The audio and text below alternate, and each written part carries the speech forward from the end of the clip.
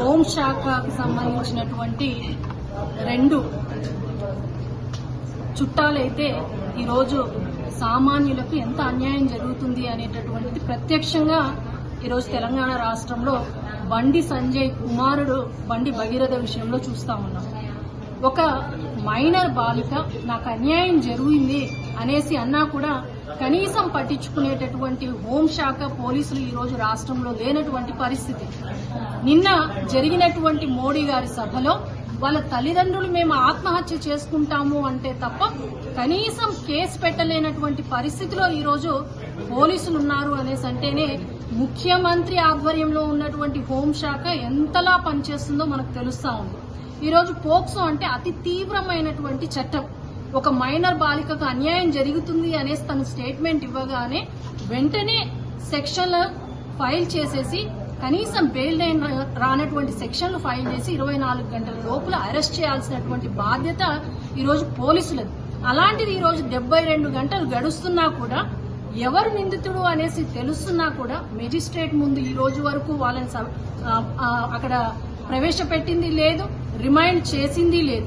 మేము BRS party మహిళా ఆధ్వర్యంలో ఈరోజు మరి మహిళా కమిషన్ ని కలవడం జరిగింది.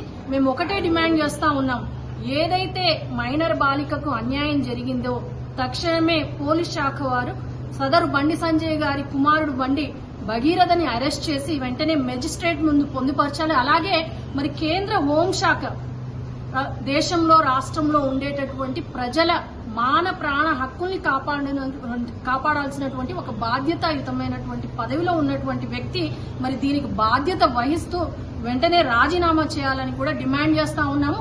మీరు ఒక బాధ్యతాయుతమైనటువంటి పదవిలో ఉన్నారు కాబట్టి తక్షణమే మీ కుమారుని సరెండర్ చేయాలి. అలాగే పోక్సోలో ఏదైతే మా లాయర్ గారు లలిత గారు చెప్తా ఉన్నారో సెక్షన్ 11, 12 డైల్యూట్ చేసే సెక్షన్లు పెట్టారు.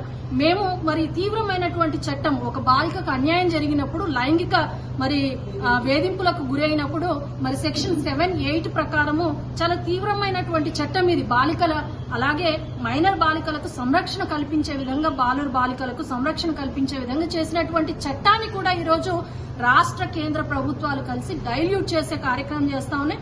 దీన్ని మేము తీవ్రంగా ఖండిస్తా ఉన్నాం. వెంటనే గనక చర్యలు తీసుకొని మరి కేంద్ర హోం సహాయక మంత్రి బండి సంజయ్ గారు దీని మీద గనక వారు బాధ్యతాయుతంగా రాజీనామా చేయకపోతే ఇంకా చాలా దూరం తీసుకెళ్తాము. అలాగే చైల్డ్ కమిషన్ గారికి కూడా మేము మరి త్వరలోనే కంప్లైంట్ కూడా చేయబోతా ఉన్నాం.